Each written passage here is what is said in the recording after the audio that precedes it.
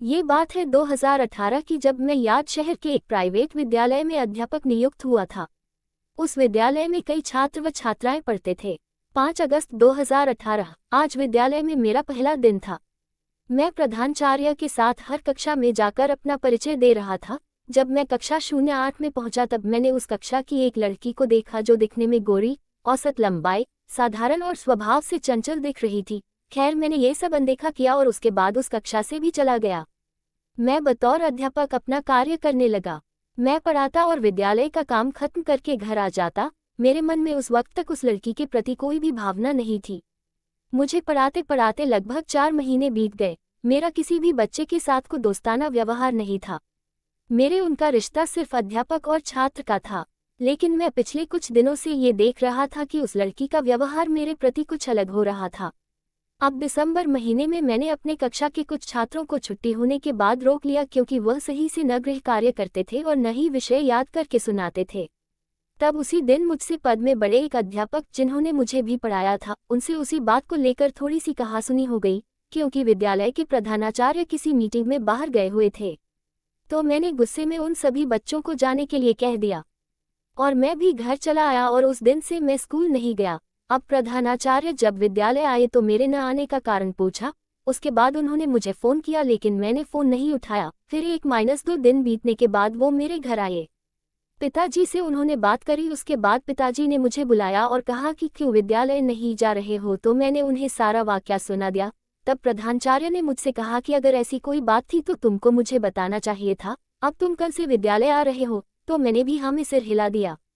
दूसरे दिन मैं विद्यालय पहुंचा। अब यहाँ एक दिलचस्प बात देखिए कि मेरे मन में उस लड़की के प्रति भावना उठने लगी, लेकिन फिर भी मैंने ये सोचकर कि मैं एक अध्यापक हूँ और यह सब सही नहीं है। अब उस दिन मैंने देखा कि उस लड़की के व्यवहार में भी थोड़ा सा परिवर्तन दिख रहा था, जैसे कि वह बार बार मेरे तरफ देख रही थी। जब भी खाने की छुट्टी होती तो वो लड़की बार बार मेरे आसपास से गुजरती, मुझसे बातें करने की कोशिश करती। खैर, मैंने इन सबको अनदेखा किया और विद्यालय की छुट्टी होने के बाद मैं घर चला आया। अब कुछ लगभग 5-6 दिन बीते और उसका ये सब करना जारी रहा। विद्यालय जाने का रास्ता उसी लड़की के घर के पास से होके गुजरता था। तो अब मैं जैसे ही उसके घर के पास से निकलता तो वो भी उसी समय अपनी साइकिल से मेरे पीछे पीछे आती और मुझसे बातें करती। खैर, मैं ये सब अनदेखा करता रहा। एक दिन मैं उसके घर के पास से निकला तो उसको आने में थोड़ी सी देरी हो गई, तो उसने अपनी साइकिल को दौड़ाते हुए मेरे पास तक आए और बोली कि मैं साइकिल रगेते हुए आई हूँ, आप धीरे नहीं चल सकते। तो मैंने उससे पूछा कि ये रगेते क्या होता है, तो उसने कहा कि किसी वाहन को जोर से चलाना या भगाना। उसने मुझे जैसे ही इसका मतलब बताया तो मैं हंसने लगा और बोला कि मैंने ये शब्द आज पहली बार सुना है। उसके बाद हम विद्यालय पहुंचे। अब तक उसके व्यवहार में बहुत परिवर्तन हो चुका था। वो मेरे सामने बच्चों की तरह हरकतें करती, मेरे बाल बिगाड़ देती, यहाँ तक कि अगर मैं कुछ खा रहा हूँ तो जबरदस्ती वो मुझसे लेके खा लेती, मुझसे सटकर खड़ी होती, कोई भी काम होता तो मुझसे ही कहती। लेकिन ये सब जानते हुए भी मैं ये सब अनदेखा कर रहा था। लेकिन विद्यालय में अब सभी लोग ये बात जानने लगे थे। अब विद्यालय में प्रैक्टिकल के लिए 8-10 बच्चों के एक ग्रुप बने गया और उनको प्रोजेक्ट दिया गया। अब उसने उसी ग्रुप को चुना जिसका नेतृत्व मैं कर रहा था। अब तो उसका प्रतिदिन यही काम था कि जिस वक्त मैं घर से विद्यालय जाऊं तो वो मेरे साथ आए और जब छुट्टी हो तो मेरे ही साथ वो अपने घर तक जाती थी।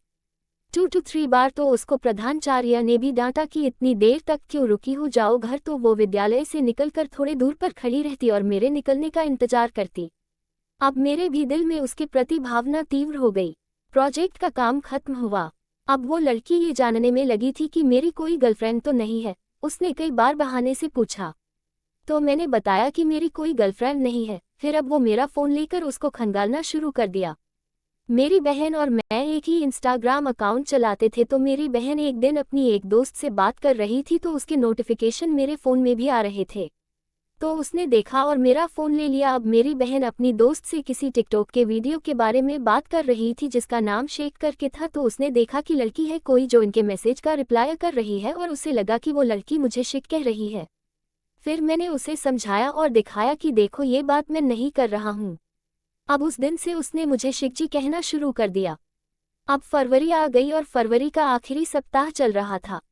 अब मेरा मन बहुत ज़्यादा परेशान हो गया कि शायद अब इसके बाद मैं इससे कभी मिल नहीं पाऊंगा। अब परीक्षा भी शुरू होने वाली थी। सभी अध्यापक की ड्यूटी और बच्चों के बैठने की सारणी बनाने लगे। पार्ट 2।